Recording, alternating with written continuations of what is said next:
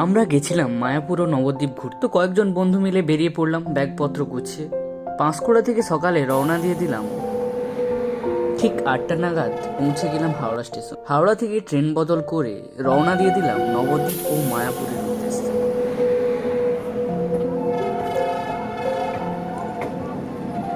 জার্নিটা ছিল প্রায় 2.5 ঘন্টা। বিষ্ণুপ্রিয়া স্টেশনে নামার পর ওখান থেকে টোটো ভাড়া করে প্রথমেই ঘুরে নিলাম পুরো নবদ্বীপ শহরটা। সোনার গৌরাঙ্গ, শ্রী চৈতন্যদেবের জন্মস্থান, তিনি কোথায় থাকতেন, এসব। কিছুক্ষণ পর স্টিমার বোটে চেপে চলে গেলাম মায়াপুর ইস্কনে।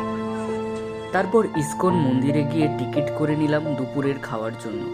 এমন অনেক কিছু না হলেও খাবারটা বেশ ভালোই খেতে।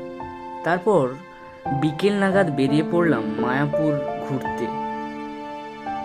ফিরে এসে যোগ দিয়ে দিলাম ইস্কন মন্দিরের সন্ধে আরতিতে।